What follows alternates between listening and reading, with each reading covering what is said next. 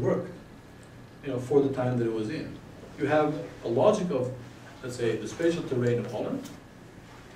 You have on top of that the political logic that Dutch society is inhabiting, and in between there you have that Dutch society.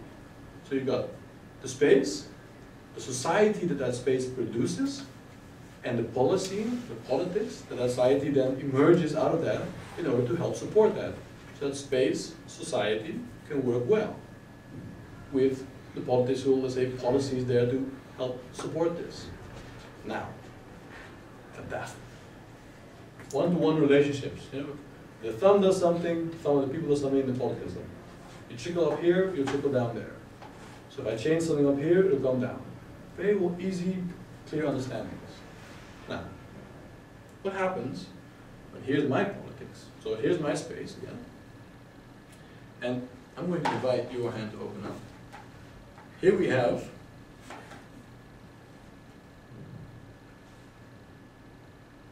another society that has entered my space with my politics. Imagine another hand, and another hand, and another hand. We didn't have that many socially different people here. It was Dutch space, Dutch people, Dutch policy. It worked all over the world, all of Europe. At the moment that globalization or technology went and we started to migrate and move it, etc., and we started to have Dutch space, Dutch policy, but not only Dutch people in between that, things would get difficult. How do you, and in fact, not only things don't get difficult, but things actually start getting, friction starts to emerge. And friction is when this space and this policy wants this to take place, but something in between it wants something different. So they're going to put even more pressure to hold it, to fit it in. So the politics is always trying to kind of maneuver the men and the people to fit into this thing, which we then called inburgeringscursus, for example. Yeah, I mean, it's one example. It's like, okay, when you come here, this is how you ought to be. We eat appelmoes, we say lekker, we've got these kind of things. So, but the Brazilian comes here and goes, appelmoes, what is appelmoes, man? That's like unholy. They really think, a lot of Brazilians think appelmoes is unholy. Africans also, we don't understand that food of you guys. But I mean, it's like simple things. So then they start coming in. But these people aren't only just coming in, but they're also trying to live, because they've had their own history of living and using space. African space, Indonesian space, Curacao space, South African, whatever they're coming from. Turkish space, Moroccan space. So they're now starting to modify our little, that underground, that little spatial thing. But they're not changing it physically, because it's there. Because this is why I really call it about the legacy of modernism. It's there, and it's hard to break. Well, we're not going to have that many more housemen. They're going to come in and go, okay, Paris doesn't work, let me help you. There you go. There's no one there that has the political or the economic willpower to carry such kind of interventions out anymore. Amsterdam West, product of modernism. Rotterdam South, product of modernism. The two biggest areas of problems of Holland. In order to, how do we deal with these things? Well, right next to them, we got something actually working very well. Because they were built with a complete different logic. Now we've got that space that we put there, with the logics of the time, of Van Eesteren, who designed the Amsterdam West and that area. But the people who were living there were all very happy because at the time we were living in, it was post-war. You got housing, you got family. But now you got all the societies except the Dutch. And there's no work, and hardly any recreation. Because people didn't think about that, it wasn't part of the cycle back then. But you got a damn big urban fabric, which in its physical size is almost the same size as Amsterdam. That's how big Amsterdam West is. Almost the same size as Amsterdam, the other Amsterdam, east of the ring. Rotterdam South, same thing. 80% non-Dutch people living in Rotterdam. Now someone will say, okay, so is the problem of now those people who are in our space, is that the reason why Rotterdam South is not working? And was it working all very well before? What do you guys think? Hell no. Exactly. So Amsterdam West and Rotterdam South were shit when they started. You read the books on what, you know what took place, you know what was in Rotterdam South? the loony house, the crazy people, they were all sent south of the Maas. Since it was been built, who lived in Rotterdam South? All the migrants from the south of Holland who come in here to look for work. So the whole space, even from our own culture, has been, a lackful design. The fact that now there's a foreign population there, and we blame them for the problem. That's the funny part. They're the problem. But no one's done their history. Because the problem has always been in Rotterdam South. Long before the Turkish, Moroccan, and the Dutch, and the Cape Verdean, whoever showed up here. Didn't the blaming always took place, even for different ethnicities? If you look back at Dutch traditional society, like they made distinctions between Protestant and Catholic. There's always there's definitely always been discrimination. So do you think it might more be a tool to put a character, put a face in a non-functional place in order to justify? Yeah. Yes, of course. So now we just say we look there. That's because so we're perceiving. Yes. We're going bad area, brown people, bad people. Oh, that's a simple logic. It's one-to-one. It's modernism in top of that. So I can conclude it. I feel good about myself. I've been able to deal with the problem. I've been able to define it. I can go and stand for shared wheels to clear that problem up. It's very simple. The implication then is that the space is the problem, so that if you put them in another space, that will solve it. And that's also not. The implication is that there are multiple things that are playing a role. Space is a fundamental one, and why it's important for us, it's the domain we're working in. Politics is important here as well. Economy, and the way there's inequity between what areas are getting well-subsidized services, what areas not. The policy, when I say policy, is like the municipality saying, hey, let's invest in services in the south. No, we want to keep it as a housing neighborhood. Guys, wake up. It's not a housing neighborhood. The people there who want to live, they want to work, they want to do stuff. You talk about harming or whatever, give them something to do, they won't be hanging. It's very simple. It can't be two places at the same time. So there are a lot of things that have to shift. So it's never one thing. That's the whole thing about complexity. It's never one thing. It's always about the 1 plus 1 is apples.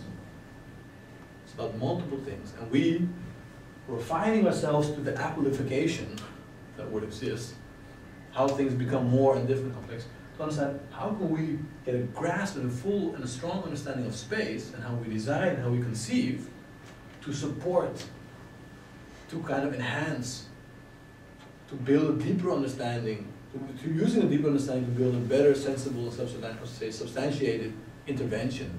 That again in itself is not utopic and closed that they should act then this way in your new world, but that you're open for the fact that it's actually an open, always evolving and emergent process. But that there is that relationship which you can use at multiple times. You can use, some things can be very simple. I used to live in Delft. And I lived in, I think it's called Tanthof. Basically one of the shit areas of Delft. I think I lived in an area called the Rode Dorp, which has all these red brick stones around it, which I came to understand that 15, 20 years ago was like all the mafia and gangsters of Rotterdam, of Delft you could find there. All the probleemkinderen, and there was like, I think that when Holland won in '88 the European Cup, that these guys put like almost all the cars in the whole neighborhood were put on fire. I mean, they're like wild, and they used to like throw eggs at other neighborhoods. That's what I heard about the Rode Dorp. So I'm living in this area now, it's very different. But I remember very much when I was living there, it was about 2000. And, sorry about that. Okay, let's have a look at my drawings. Okay, so main road entrance. Okay, so basically the main road here, with a tram going on, and they have a lot of grass over here. This is the entrance to the area. Obviously an entrance to an area, the Rode Dorp. It always fascinated me to find out that for some reason, because I said that Holland always designs very practical, so the sidewalk is for walking, the road is for driving, and then there's the house or the business or whatever else is there. So everything has a very functional and clear separation and this identity.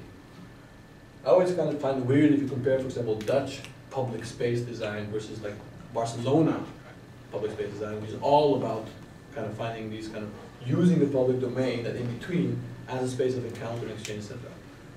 I realized that over here there was this bench. And I just thought, okay, there's a car. This is a double lane road here. This is an entrance. This is pure sidewalk. And here's an entrance to our neighborhood. I never understood that bench.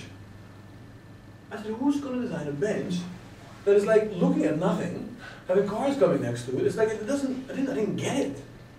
And in the 6 years that I lived, well, I didn't live here 6 years. I lived here for 3 years, and then 3 years that lived further down. But in the 3-4 years that I was living here, I never ever saw a Dutch guy sitting on this bench. Because what are you going to sit and look at? And what are you tired of? I mean, you're coming from home. What are you tired after 50 meters? It's not like it's not a rest place. So, what did start to notice here? Is that every day, when I'd come home around 5:30, I would see about 5 or 6 60-plus Turkish guys, 70, 60, 70 Turkish guys, come there.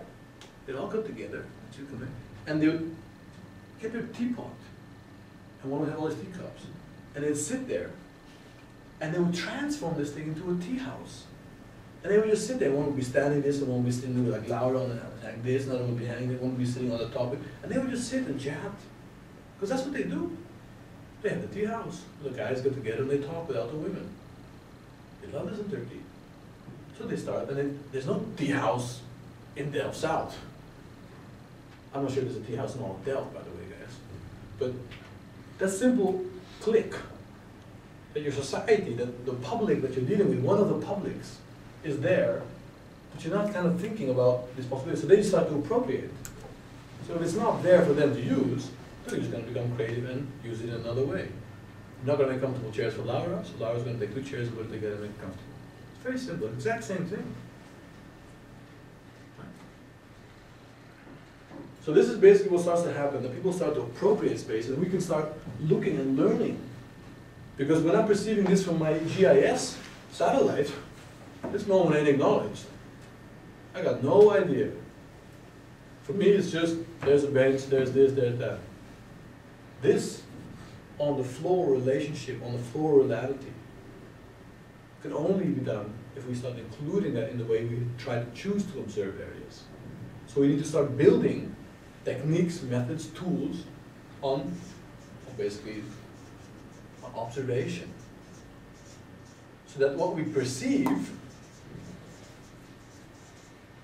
is now informed, not only with statistics and maps and images and photos, but there's this other range of whatever kind of medium we use that somehow could come join this. And then we get a better understanding of, okay, this is fixed, this is mobile, this is there, this is happening. Now I'm asked to make an intervention.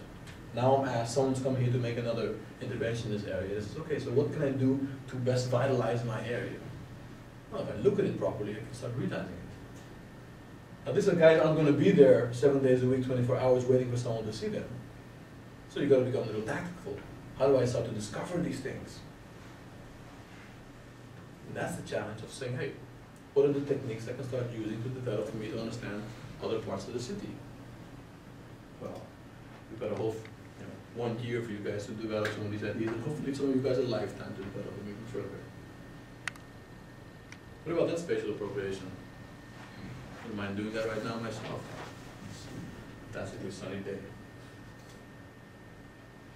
There's a school they never got, but it works very well. School. They use it, and when they finish, it's a tree. It's a finish. No trace, no nothing. Next day they use it. Political space. I mean, what happens to the square when I do this? Oh, maybe this. Just that moment. What does it do to the space? The missionaries under the baobab tree